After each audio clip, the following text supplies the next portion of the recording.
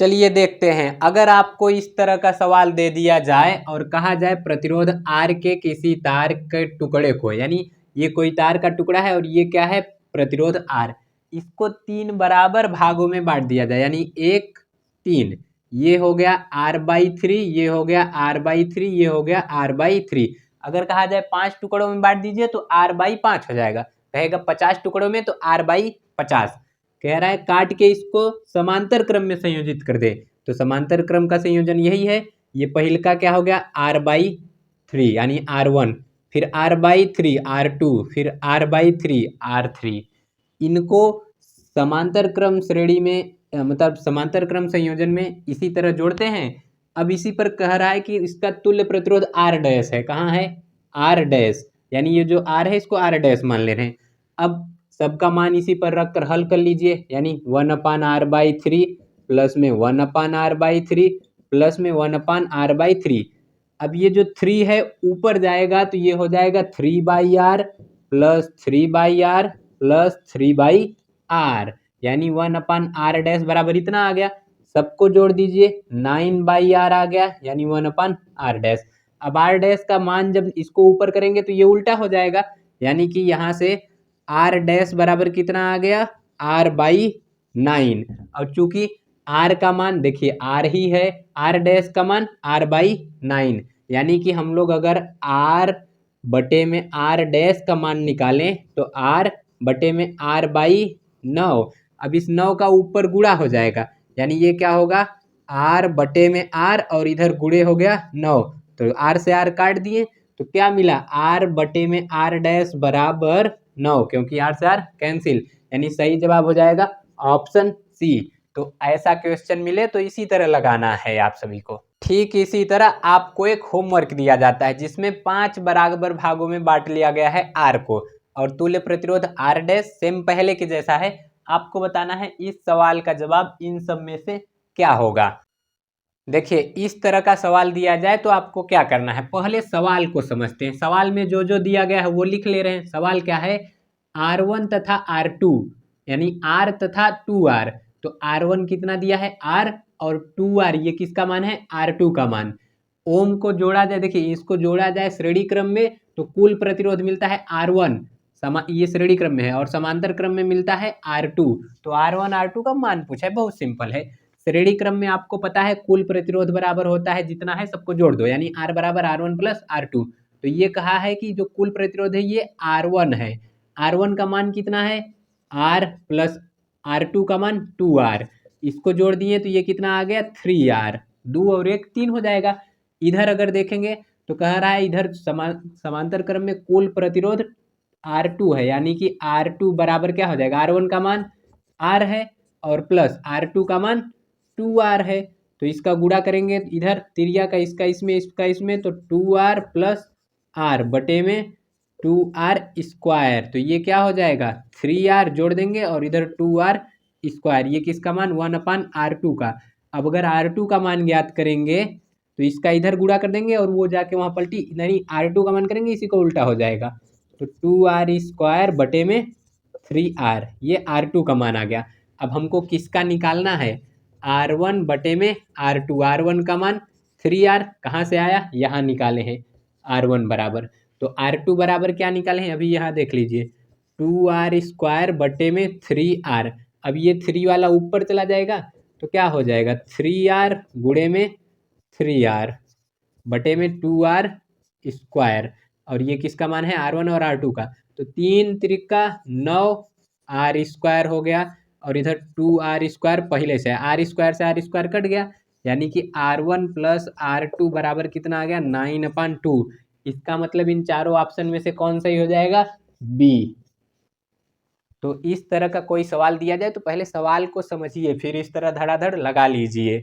चलिए इसी आधार पर अब आपको एक होमवर्क देते हैं। सवाल ये है कि 2R तथा 3R को श्रेणी क्रम में जोड़ें, R1 मिला, और समांतर क्रम में जोड़ें R2 मिला, तो इधर ABCD में से कौन सा सही होगा, हल करके धड़ाक दे बताइए। और इस तरह का कोई भी सवाल जो आपको तनिक कम समझ में आ रहा हो कमेंट करके बताइए, अगले दिन हम उस पर वीडियो बना देंगे। नमस्कार दोस्तों और सहेलियों, आज हम लोग क्लास 10 विज्ञान का एक बहुत सा महंगा सवाल एकदम सस्ता में समझते हैं। देखिए सवाल में कह क्या रहा है कि दो चालक तार जिनकी लंबाई और व्यास समान है। दो चालक तार ले लिए, लंबाई L है और इसका व्यास है A। कह रहा है कि इनको अगर श्रेणी क्रम में जोड़ा जाए तब उष्मा और समांतर क्रम में जोड़ा जाए, पार्श्व क्रम यानी समांतर क्रम में जोड़ा जाए तो उष्मा का अनुपात क्या होगा दोनों क्रमों में। तो चलिए, जब ये तार की लंबाई L और व्यास A है तो उस समय इसका प्रतिरोध R था, R बराबर हो गया रो L अपन A। दूसरे वाले में भी सेम होगा क्योंकि लंबाई और व्यास उसका बराबर है। श्रेणी क्रम में अगर हम दोनों को जोड़ें तो दो प्रतिरोध हैं, तो चलिए ये श्रेणी क्रम हो गया। देखिए देखिए क्या कह रहा है कि अगर हम इनको श्रेणी क्रम में जोड़ रहे हैं तो R तुल्य अगर हम निकालते हैं, या तो कह लीजिए R इक्विवेलेंट अगर हम निकालते हैं तो ये क्या होता है R1 प्लस R2। R1 का मान R है, R2 का मान भी R है, तो R इक्विवेलेंट बराबर हो जाएगा 2R। यहाँ देखिएगा धारा दोनों प्रतिरोधों में समान रूप से प्रवाहित हो रही है। अगर इसी को श्रेणी क्रम में देखें, देखिए जब इसी को हम समांतर क्रम में देखते हैं तो इसका भी विभव है भी, धारा I है लेकिन I जाके यहाँ बढ़ जा रही है, I1 और I2, यानी यहाँ धारा असमान है, इसमें धारा समान है। देखिए ये क्यों बता रहे हैं आगे दिखाएंगे। इसका भी पहला प्रतिरोध R, दूसरा प्रतिरोध R, तो यहाँ पर अगर हम R इक्विवेलेंट यानी तुल्य प्रतिरोध निकालें तो 1/R और प्लस में 1/R जोड़ देंगे तो ये क्या हो जाएगा 2/R, यानी 1/R इक्विवेलेंट बराबर क्या हो गया 2/R। अब क्या करना है, यहाँ से अगर हम R इक्विवेलेंट का मान निकालेंगे तो ये देखिए इसका गुणा इसमें और इसका गुणा हो जाएगा इसमें, तो यानी 2 इक्विवेलेंट यहाँ R हो जाएगा। फिर जब R का मान निकालेंगे तो ये हो जाएगा R/2। श्रेणी क्रम में प्रतिरोध क्या है 2R, समांतर क्रम यानी पार्श्व क्रम में प्रतिरोध का मान क्या है R/2। अब इसी से रिलेटेड हम इसकी उष्मा ज्ञात करते हैं। तो देखिए उष्मा के लिए सूत्र आपने पढ़ा होगा, H बराबर होता है V² इंटू T/R।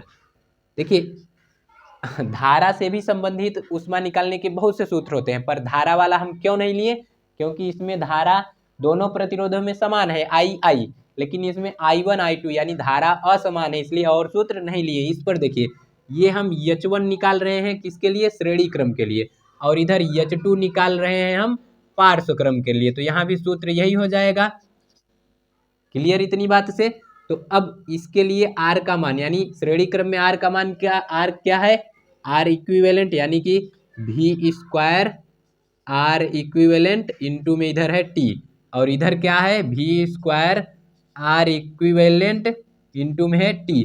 अच्छा एक पर हम यहाँ R डैश कर ले रहे हैं, यहाँ पर हम R डैश कर ले रहे हैं। अब पूछेंगे क्यों, ताकि हमको पता चलता रहे कौन श्रेणी क्रम का है कौन समांतर क्रम का। तो हमको अनुपात निकालना है, यानी H1 में H2, H1 श्रेणी क्रम का है, H2 समांतर क्रम का है। तो क्या लिखेंगे V² इंटू टी बटे में REQ और होल बटे V² इंटू T/में R-EQ। तो यहाँ से आप क्या करेंगे, देखिए V² से V² काट दीजिए, T से T काट दीजिए, बचा क्या ऊपर क्या बचा है 1/R इक्विवेलेंट ये बचा है, और यहाँ नीचे क्या बचा है इधर भी 1/R डैश इक्विवेलेंट यही बचा है। अब इसको अगर ऊपर ले जाएंगे तो ये ऊपर चला जाएगा, इसका गुणा इसमें और इसका गुणा इसमें हो जाएगा, यानी कि H1 में H2 बराबर क्या हो जाएगा R डैश इक्विवेलेंट और बटे में R इक्विवेलेंट। तो R डैश इक्विवेलेंट का मान क्या है R/2, चलिए लिख लीजिए, यानी R/2 और फिर इसके होल बटे में R इक्विवेलेंट यानी श्रेणी क्रम का क्या मान है 2R, तो यहाँ लिख ले रहे हैं 2R। ठीक, अब इसके बटे में हम एक मान लें तो इसका गुणा इसमें और इसका गुणा इसमें हो जाएगा, यानी कुल मिला जुला कि ये क्या हो गया R बटे में 2 और इसको ऊपर ला दिए तो ये क्या हो गया 1/2R। देखिए यहाँ 2 से गुणा कर देंगे तो क्या हो जाएगा, ये हो जाएगा R बटे में 4R, R से R काट देंगे तो अनुपात क्या आएगा 1/, ये मतलब 1/4 आया, यानी कि अनुपात हुआ 1:4। यानी समांतर क्रम में ऊष्मा का मान 4, श्रेणी क्रम में 1, तो अनुपात क्या हो जाएगा 1:4। तो ऑप्शन डी यही सही होगा। तो ऐसे ही आप और सवाल अगर चाहते हैं तो कमेंट में लिख कर भेज दीजिएगा, हम हल करके बता देंगे आपको एकदम आसान तरीके से। है यही सवाल या नहीं आ रहा है, देखिए क्या कह रहा है, एक बार इसको हम बता देंगे, उसके बाद कभी ऐसा होगा ही नहीं कि इस तरह का सवाल आप लोग ना कर पाए। देखिए लिखा है किसी विद्युत केतली में, केतली मतलब वह जो में चाहिए बनता है, में प्रवाहित धारा 3 गुनी कर दी जाए तो उसमें उत्पन्न ऊष्मा क्या होगी। देखिए आप लोगों ने एक सूत्र ये पढ़ा है, H बराबर आई स्क्वायर आर टी, ये जब धारा नॉर्मल थी तब का है। अब इस सूत्रों में देखिए धारा यानी आई क्या कह रहा है 3 गुना कर दें, यानी यहाँ इसी में हम क्या कर दें H डैश बराबर कर दें 3i, और यहाँ सूत्र क्या होता है इसका स्क्वायर आर टी। अब देखिए 3 का स्क्वायर करेंगे तो हो जाएगा बबुआ 9, और आई का कर देंगे स्क्वायर आई स्क्वायर, और इधर आर टी को ऐसे ही छाप लीजिए, ईमान किसका आ गया H डैश का। अब आई स्क्वायर आर टी बराबर क्या होता H होता है, तो यानी H डैश बराबर 9H, यानी कि जैसे ही धारा तिगुना कर दिए तो ऊष्मा कितनी हो जाएगी 3 का कर दो स्क्वायर, तो 3 तिरका 9, यानी कौन सा ऑप्शन सही हो जाएगा 9। इस तरह का सवाल अब आप लोग लगा लेंगे।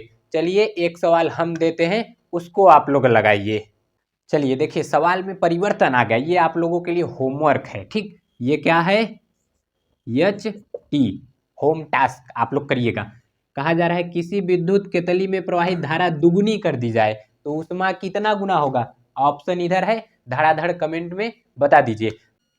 आंखों में नींद भर जाए पर सोना नहीं है, यही समय है कुछ करने का मेरे दोस्त, इसे खोना नहीं है।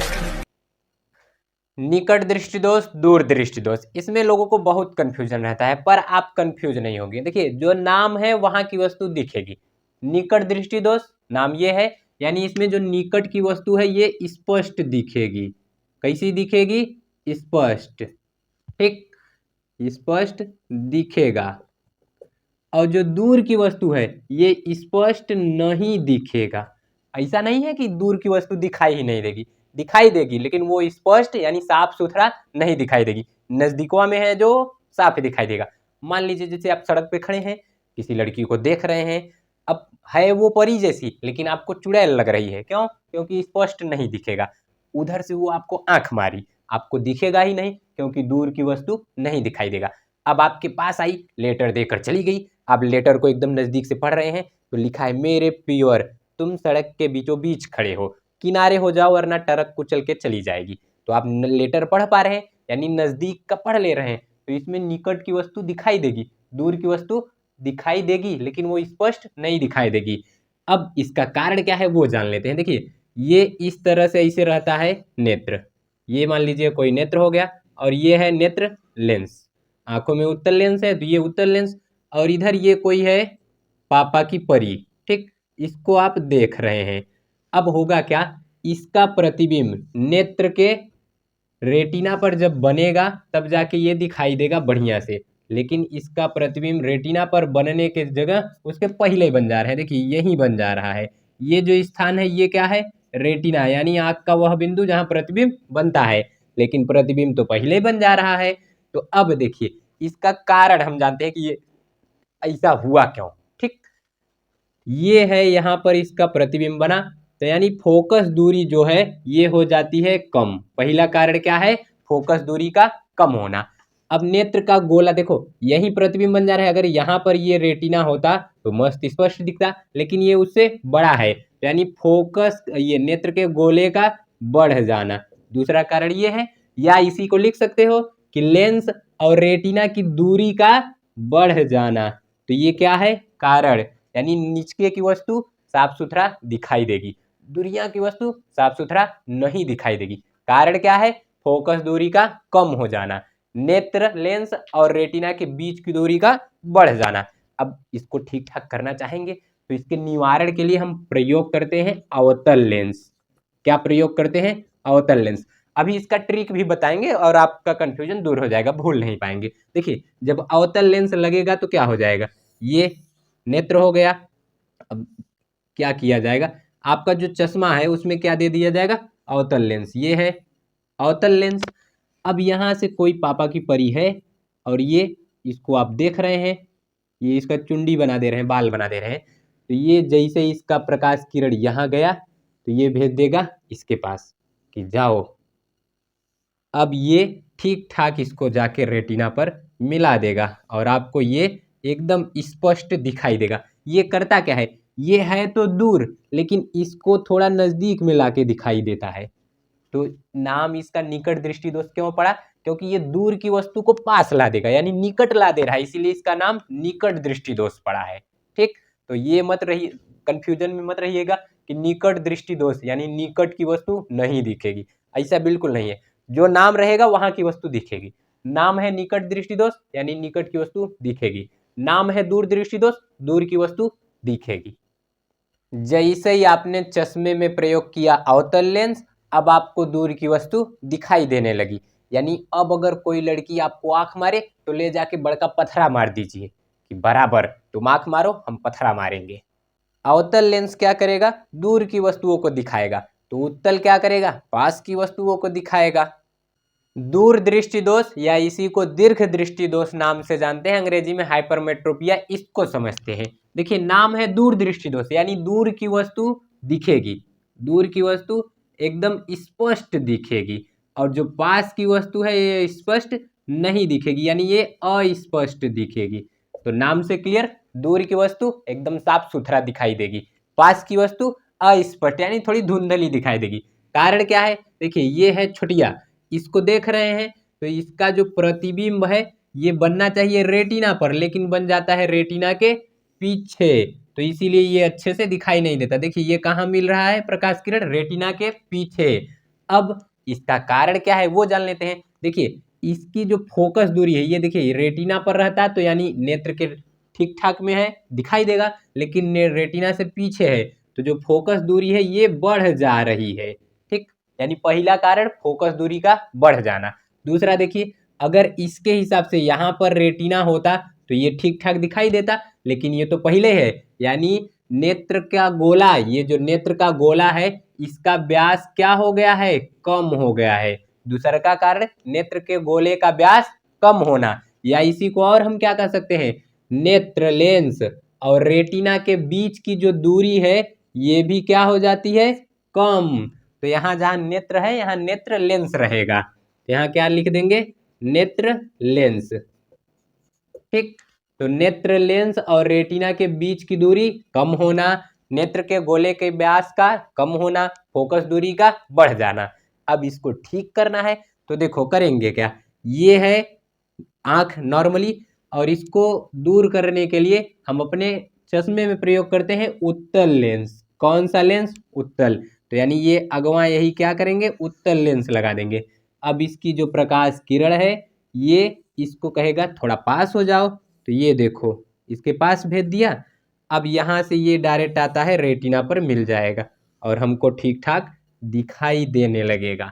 ठीक, तो दूर दृष्टि दोष यानी दूर की वस्तु साफ दिखेगी, निकट दृष्टि दोष निकट की वस्तु साफ दिखेगी। अब इसको जल्दी से फोटोकॉपी कर लो। देखिए इसका नाम दूर दृष्टि दोष क्यों पड़ा वो समझते हैं। ये वस्तु पास में है, इसको ये थोड़ा दूर में होकर दिखाता है। ये चश्मा लगाएंगे जैसे उसमें रहेगा उत्तल लेंस, तो ये इसको थोड़ा दूर करके दिखाएगा, इसीलिए इसका नाम है दूर दृष्टि दोष। चलिए देखते हैं निवारण में कौन सा लेंस प्रयोग करते हैं। इसका जो ट्रिक आप याद करिएगा, 2 का 3 और 3 का 4। अब आप कहेंगे कि ये क्या है, गिनती पढ़ाने लगे सर जी। देखिए 2 का मतलब दोष यानी 2 अक्षर रहेंगे दूर। ठीक, इसका निवारण होगा 3 अक्षर से यानी उत्तल से। देखिए इसमें 2 अक्षर और इसमें 3 अक्षर, तो दूर का उत्तल। अब 3 का है 4 यानी निकट, इसमें कितने अक्षर, 3, इसका निवारण 4 अक्षर का यानी अवतल। तो याद रखिएगा 2 का 3 यानी दूर का उत्तल, और 3 का 4 यानी निकट का अवतल। एक होता है जरा दृष्टि दोष। क्या होता है? जरा दृष्टि दोष। इसके निवारण के लिए हम उपयोग करते हैं फोकल लेंस या कह लीजिए बाईफोकल लेंस। कौन सा? बाईफोकल, हिंदी में कहते हैं द्विफोकस लेंस। अब ये क्या होता है वो जान लेते हैं जरा। देखिए, जो जरा दृष्टि दोष है, जैसे ही आपकी उम्र धीरे धीरे बढ़ेगी तो आपको न नीचे का दिखाई देगा और न दूर का दिखाई देगा ठीक ठाक। तो आपका जो चश्मा रहेगा, ये मान लीजिए आपका क्या है? चश्मा। तो इसमें दो तरह के लेंस प्रयोग किए जाएंगे। ये जो ऊपर रहेगा ये अवतल के लिए, और ये जो नीचे रहेगा ये उत्तल के लिए। देखिए, ऊपर जो है ये अवतल है यानी ये दूर की वस्तु को आपको दिखाएगा, और नीचे है उत्तल यानी ये आपको पास की वस्तुओं को दिखाएगा। तो ये आज हम समझे निकट दृष्टि दोष और दूर दृष्टि दोष, साथ में बोनस में समझ लिए जरा दृष्टि दोष। उसने कहा मेरे इश्क में फना हो जाओ, हमने भी कह दिया पेपर आने वाला है दफा हो जाओ। तो चलिए आज हम ओम का नियम समझ लेते हैं। ओम का पूरा नाम था जॉर्ज साइमन ओम, और ये जर्मनी के वैज्ञानिक थे। 1827 ईस्वी में ये कोई धातु का तार लिए, उसके सिरों के मध्य उत्पन्न विभवांतर और उसमें प्रवाहित धारा के मध्य एक नियम दे दिए, और उसी को हम लोग ओम के नियम के नाम से जानने लगे। तो इनके नियम में वास्तव में ये बताए क्या थे? देखिए, ये कहें कि आप एक कोई भी तार ले लीजिए, ठीक, और उसकी भौतिक अवस्था समान रखिए। यानी यदि किसी धातु के तार की भौतिक अवस्था समान रखी जाए, जैसे मान लीजिए ये एगो तार है, इसको ना लंबा किया जाए और ना इसको मोटा किया जाए, ना इसको गर्म किया जाए, यानी इसकी भौतिक अवस्था समान रखी जाए, तो इसके सिरों के मध्य यानी इसके सिरों के मध्य जो विभवांतर है, ये उसमें उत्पन्न धारा या उसमें प्रवाहित धारा के, यानी इसमें जो प्रवाहित हो रहा है धारा, उसके समानुपाती होगा। समानुपातिक का मतलब होता है अगर हम एक को बढ़ा रहे हैं दूसर का भी बढ़ जाएगा, यानी विभवांतर बढ़ाएं तो धारा बढ़ जाएगा, विभवांतर घटाएं तो धारा घट जाएगा। अब जैसे ही हम समानुपातिक चिन्ह हटाते हैं तो ये हो जाता है V बराबर आई आर। तो ये R आ गया एक को नियतांक। तो इतना आप लोग देखिए, ओम का नियम जब कहा जाएगा तो इतना लिखेंगे। कभी कभी कह देता है ओम के नियम का सत्यापन कीजिए, तो जल्दी से इतने का फोटोकॉपी कर लीजिए। अब हम बताते हैं ओम के नियम का सत्यापन।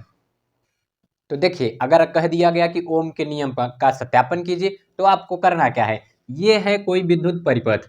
इस परिपथ में जैसे कुंजी चालू किए तो ये धारा हमेशा प्लस से किधर की ओर जाएगी? माइनस की ओर। तो ऐसा नहीं है कि ये प्लस है तो इधर यहाँ कूद के चला आएगा, ये अपने रास्ते से जाती है। तो इधर से धारा आई प्रवाहित हुई, अब ये लग गया अमीटर धारा मापने के लिए, और इधर जैसे गया तो यहाँ पर प्रतिरोध है आर, और यहाँ विभवांतर मापने के लिए हम लगा दिए वोल्ट मीटर। अब इधर झटाझट धारा चली आई। तो हम लोग क्या करेंगे, जैसे कुंजी दबाएंगे तो धारा प्रवाहित होने लगेगी, तो अमीटर से हम धारा माप लेंगे और वोल्ट मीटर से हम विभवांतर माप लेंगे, कई ठो रीडिंग लेंगे, और जब हम लोग प्राप्त करेंगे तो यहाँ से देखिए होगा क्या, नियम क्या है कि विभवांतर धारा के समानुपाती है, यानी जैसे ही समानुपातिक चिन्ह हटेगा तो V बराबर आ जाता है आई आर। यहाँ पर देखिए आई क्या है, तो आई विद्युत धारा है, इसका मात्रक होता है एम्पियर, प्रदर्शित करते हैं ए से। V क्या है? विभवांतर, मात्रक है वोल्ट।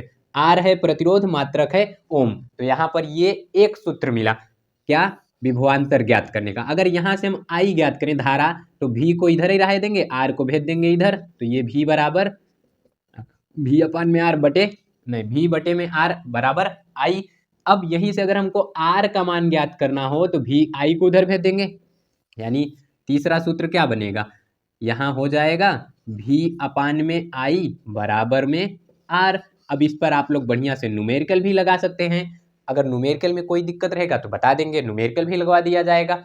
अब देखिए, यहाँ R जो है ये प्रतिरोध है, यानी धारा के मार्ग में ये अवरोध उत्पन्न करता है, और ये नियतांक भी है। अब हम ऐसे कैसे मान लें कि नियतांक है? देखिए, यहाँ पर हम मान लिए ये इधर विभवांतर और इधर धारा है, तो पहले बिंदु पर देखिए यहाँ V क्या है? 2, और धारा का मान 1 है, यानी R हम ज्ञात करें तो देखिए यही सूत्र है ना, 2 बटे में 1 बराबर ये R बराबर निकाल रहे हैं, तो ये कट के मान कितना आया? 2। अब अगर दूसरा देख रहे हैं तो देखिए 4 है और इसके यहाँ धारा कितना है? 2, तो यानी कि यहाँ क्या लिखेंगे? 4 बटे 2, कट कर कितना आया? 2। फिर अगले में देखें 6 है विभवांतर का मान और इसका धारा का मान 3, यानी 6 के बटा 3 किए, कट कर कितना आया 2। तो देखिए जो आर है प्रतिरोध है, यहाँ भी 2, यहाँ भी 2, यहाँ भी 2, तो यानी चालक की भौतिक अवस्था ना बदले तो जो ये आर है ये भी बदलेगा नहीं, ये भी नियत रहेगा। तो यहाँ पर ये आज हम क्या समझे, ओम का नियम। तो झटाझट इसका फोटो कॉपी कर लीजिए। तो चलिए अब जो पढ़े हैं उसी से संबंधित एमसीक्यू देख लेते हैं। आपको कितना बातें याद हैं। ओम का नियम है तो आप सभी को बताना है चारों में से कौन सा सही है। दूसरा क्वेश्चन, ओम का नियम लागू होता है जब ताप बढ़ता रहे, घटता रहे या नियत रहे। यहाँ ऑप्शन सी गायब कर दिए हैं हम।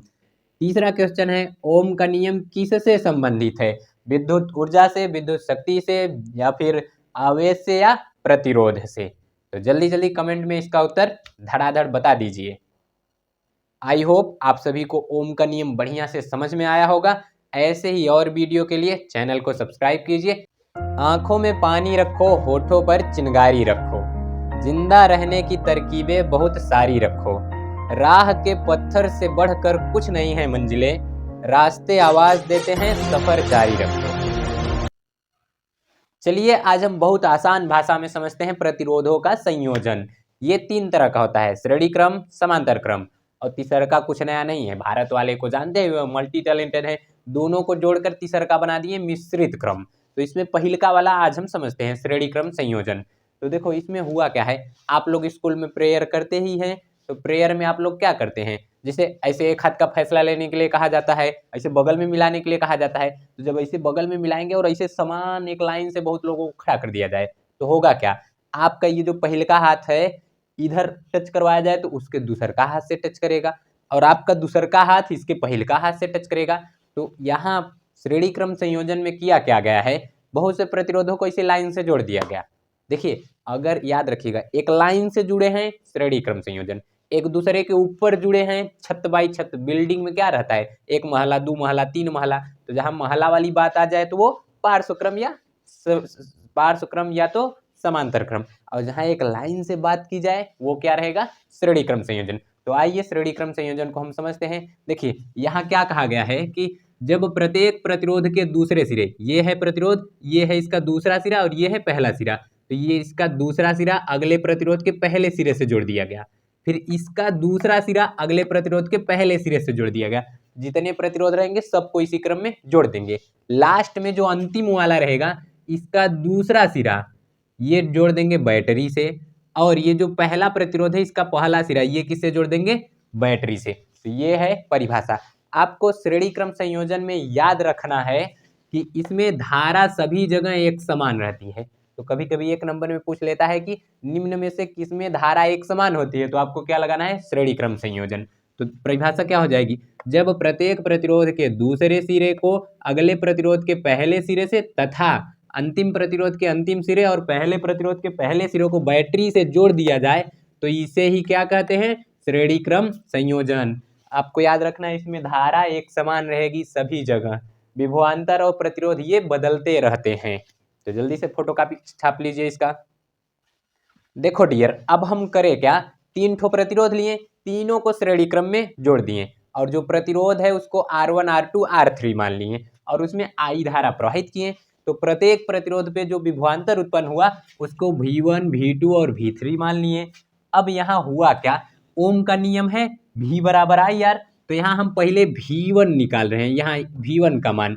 तो V1 का मान देखो क्या हो जाएगा, V1 बराबर हो जाएगा IR1। I धारा सभी में कॉमन है, पहले बता दिए थे इसीलिए। अब इसी तरह V2 बराबर क्या हो जाएगा, IR2। V3 बराबर हो जाएगा IR3।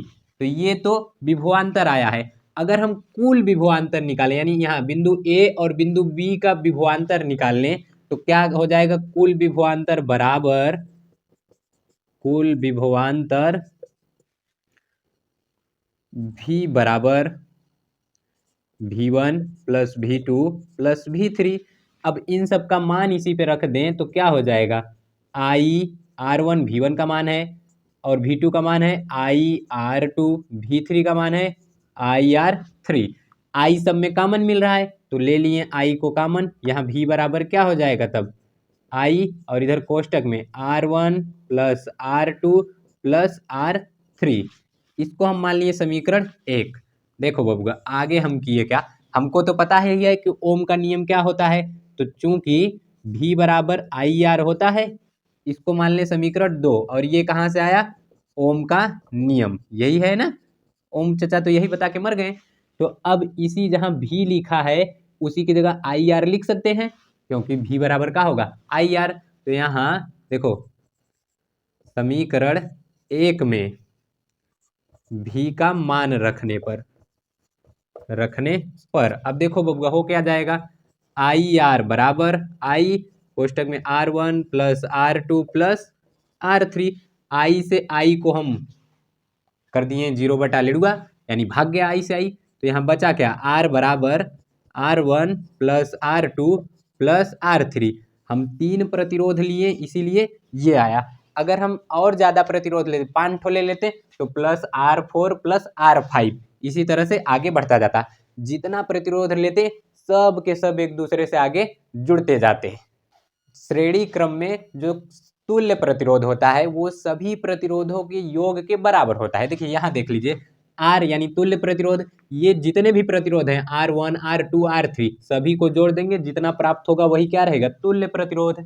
यानी कि श्रेणी क्रम में अगर जोड़ें तो जो सबसे ज्यादा प्रतिरोध होगा अगर सबको जोड़ देंगे तो उससे ज्यादा ही मिलेगा।